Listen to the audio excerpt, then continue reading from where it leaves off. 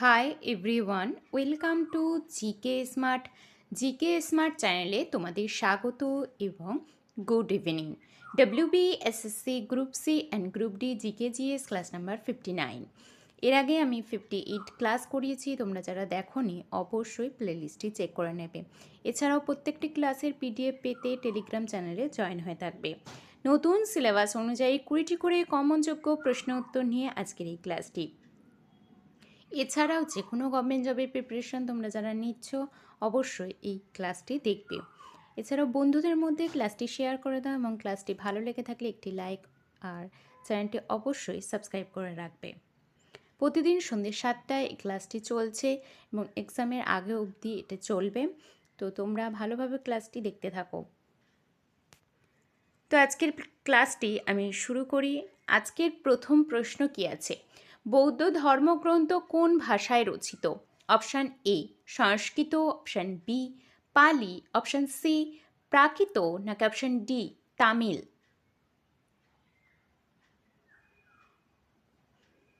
সঠিক উত্তরটি এখানে কী হবে? না পালি। পরবর্তী প্রশ্ন, সাঁওতাল বিদ্রোহ কবে শুরু হয়েছিল? অপশান এ 1855 সালে, অপশান বি 1887 সালে, অপশান সি 1899 সালে, নাকি অপশান ডি 1900 সালে? সাঁওতাল বিদ্রোহ কবে শুরু হয়েছিল? সঠিক উত্তরটি হয়ে যাবে 1855 সালে। পরবর্তী প্রশ্ন, প্রথম ভারতীয় মিস ওয়ার্ল্ড কে ছিলেন? Option A Rita Faria, option B Aishwarya Rai, option C Sushmita Sen, নাকি অপশান ডি প্রিয়াঙ্কা চোপড়া? প্রথম ভারতীয় মিস ওয়ার্ল্ড কে ছিলেন? সঠিক উত্তরটি হয়ে যাবে রীতা ফারিয়া। পরবর্তী প্রশ্ন, এনইপি 2020 অনুসারে কোন শ্রেণী থেকে বৃত্তিমূলক শিক্ষা শুরু করার প্রস্তাব দেওয়া হয়েছে? Option A class 3, option B class 4, option C class 5, নাকি অপশান ডি ক্লাস 6?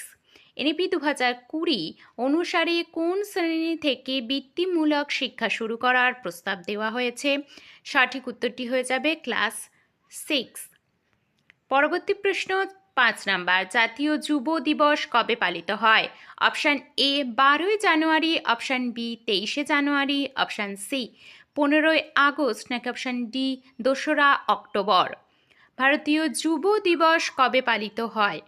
সঠিক উত্তরটি এখানে কী হবে? না 12ই জানুয়ারি। পরবর্তী প্রশ্ন 6 নাম্বার, ভারতের বৃহত্তম film studio Ramoji film city কোথায় অবস্থিত? Option A Mumbai, option B Chennai, option C Bengaluru, নাকি অপশান ডি হায়দ্রাবাদ? ভারতের বৃহত্তম film studio Ramoji film city কোথায় অবস্থিত? সঠিক উত্তরটি হয়ে যাবে হায়দ্রাবাদ। পরবর্তী প্রশ্ন 7 নাম্বার, গ্রিন পিস এর সদর দপ্তর কোথায় অবস্থিত? Option A London, option B Paris, option C Geneva, নাকি option D Amsterdam? Greenpeace এর সদর দপ্তর কোথায় অবস্থিত? সঠিক উত্তরটি হয়ে যাবে আমস্টারডাম। পরবর্তী প্রশ্ন 8 নাম্বার, আরাবল্লী পর্বতের সর্বোচ্চ শিখরের নাম কি? Option A Guru Shikhar, option B Anamudi, option C Kanchenjunga এবং অপশান ডি ধূপগড়? সঠিক উত্তরটি এখানে কি হবে? না গুরু শিখর। পরবর্তী প্রশ্ন 9 নাম্বার, পঞ্চায়েত ব্যবস্থা ভারতে কবে প্রথম শুরু হয়েছে? অপশান এ 1950 সালে, অপশান বি 1959 সালে, অপশান সি 1962 সালে, নাকি অপশান ডি 1963 সালে? পঞ্চায়েত ব্যবস্থা ভারতে কবে প্রথম শুরু হয়েছে? সঠিক উত্তর হয়ে যাবে 1959 সালে। পরবর্তী প্রশ্ন 10 নাম্বার, ভারতে আয় কর কোন ধরনের কর? অপশান এ সরাসরি কর, অপশান বি বিক্রয় কর, অপশান সি পরোক্ষ কর, নাকি অপশান ডি আমদানি শুল্ক? Target group C and group D preliminary পরীক্ষার সেরা প্রস্তুতি এবং গাইডেন্স পেতে জিকে স্মার্ট চ্যানেলটিকে অবশ্যই তোমরা সাবস্ক্রাইব করে রাখবে এবং বেল আইকনটি অল করে রাখবে এবং প্রত্যেকটি ক্লাসের PDF পেতে টেলিগ্রাম চ্যানেলে জয়েন হয়ে থাকবে। ওখানে প্রতিদিন প্রত্যেকটি PDF তোমরা পেয়ে যাবে এবং ফ্রিতে। কোনো চার্জেস করতে হবে না, তোমরা প্রত্যেকটি ক্লাসের পিডিএফ কিন্তু তোমরা ফ্রিতে পেয়ে যাচ্ছ। তো ভালোভাবে ওখান থেকে চেক করে নাও এবং পিডিএফ দেখে পড়া শুরু করে দাও। ভারতের আয় কর কোন ধরনের কর? না সরাসরি কর।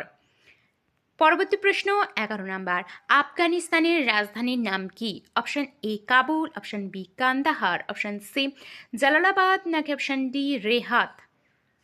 আফগানিস্তানের রাজধানীর নাম কি? সঠিক উত্তরটি হয়ে যাবে কাবুল। পরবর্তী প্রশ্ন 12 নাম্বার, কেন্দ্রীয় বাজেট 2025-26 অনুযায়ী কোন রাজ্যে মাখনা বোর্ড স্থাপন করা হবে? Option A Paschimbanga, option B Uttar Pradesh, option C Bihar, নাকি অপশন ডি অসম। সঠিক উত্তরটি হয়ে যাবে বিহার। পরবর্তী প্রশ্ন 13 নাম্বার, প্রথম কোন ভারতীয় অস্কার পুরস্কার পেয়েছিলেন? কোন ভারতীয় অস্কার পুরস্কার পেয়েছিলেন? Option A Satyajit Ray, option B Bhanu Athaiya, option C A R Rahman, নাকি অপশন ডি গুলজার। প্রথম কোন ভারতীয় অস্কার পুরস্কার পেয়েছেন? সঠিক উত্তর হয়ে যাবে ভানু অথাইয়া। পরবর্তী প্রশ্ন 14 নাম্বার, ভারতবর্ষের প্রথম মহিলা IAS K? Option A Anna Rajam Malhotra, option B Meeran Borwankar, option C Kiran Bedi, option D কাঞ্চন চৌধুরী। ভারতবর্ষের প্রথম মহিলা IAS কে? সঠিক উত্তর হয়ে যাবে কিরণ বেদি। পরবর্তী প্রশ্ন 15 নাম্বার, জ্ঞানপীঠ পুরস্কারকে কোন ক্ষেত্রে দেওয়া হয়? অপশন এ সাহিত্য, অপশন বি বিজ্ঞান, অপশন সি ক্রীড়া, নাকি অপশন ডি চলচ্চিত্র। জ্ঞানপীঠ পুরস্কার কোন ক্ষেত্রে দেওয়া হয়? সঠিক উত্তরটি হয়ে যাবে সাহিত্য। পরবর্তী প্রশ্ন 16 নাম্বার, NEP 2020 অনুযায়ী শিক্ষকদের প্রশিক্ষণের জন্য কোন নতুন এবং সম্বন্ধিত ন্যূনতম ডিগ্রি চালু করার প্রস্তাব দেওয়া হয়েছে? অপশান এ 4 বছরের ইন্টিগ্রেটেড বিএড, অপশান বি 1 বছরের MA, অপশান সি 3 বছরের BLED, নাকি অপশান ডি 2 বছরের DLED। NEP 2020 অনুযায়ী শিক্ষকদের প্রশিক্ষণের জন্য কোন নতুন এবং সম্বন্ধিত ন্যূনতম ডিগ্রি চালু করার প্রস্তাব দেওয়া হয়েছে? সঠিক উত্তর হয়ে যাবে 4 বছরের ইন্টিগ্রেটেড বিএড।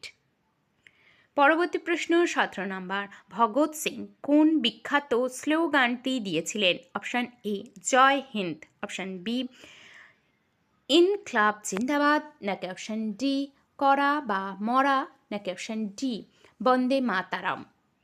ভগৎ সিং কোন বিখ্যাত স্লোগানটি দিয়েছিলেন? সঠিক উত্তর হয়ে যাবে ইনকলাব জিন্দাবাদ। পরবর্তী প্রশ্ন 18 নাম্বার, ভারতীয় ফুটবল দলের ডাক নাম কি? Option A W lions, option B W tigers, option C golden eagles, নাকি option D men in blue. ভারতীয় ফুটবল দলের ডাক নাম কি? সঠিক উত্তরটি হয়ে যাবে দ্য ব্লু টাইগার্স। পরবর্তী প্রশ্ন 19 নাম্বার, লক্ষ্মীর ভাণ্ডার প্রকল্পটি কবে আনুষ্ঠানিকভাবে চালু করা হয়েছিল? অপশান এ 2020 সালে, অপশান বি 2021 সালে, অপশান সি 2022 সালে, নাকি অপশান ডি 2023 সালে। অর্থাৎ আমি প্রকল্প থেকে কিন্তু একটি ক্লাস করিয়ে দিয়েছি সম্পূর্ণ প্রকল্পের উপর এবং কোন প্রকল্পটি কোন সালে শুরু হয়েছে এবং তার উদ্দেশ্যগুলি কি ডিটেলসে ক্লাস করানো আছে। তোমরা অবশ্যই সেটি চেক করে নেবে এবং ভালোভাবে দেখে নিলে, প্রত্যেকটি প্রকল্প দেখে নিলে তোমাদের আর কোনো প্রবলেম হবে না। তো লক্ষ্মীর ভাণ্ডার প্রকল্পটি কবে আনুষ্ঠানিকভাবে শুরু হয়? না 2021 সালে। পরবর্তী প্রশ্ন 20 নাম্বার, আরব সাগরের রানী কাকে বলা হয়? Option A Mumbai, option B Karachi, option C Kochi, নাকি অপশান ডি কলম্বো। আরব সাগরের রানী কাকে বলা হয়? সঠিক উত্তর হয়ে যাবে কোচি। তো আমরা দেখে নিই কালকে যে হোমওয়ার্কটা আমি দিয়েছিলাম তার সঠিক উত্তরটি কী হবে।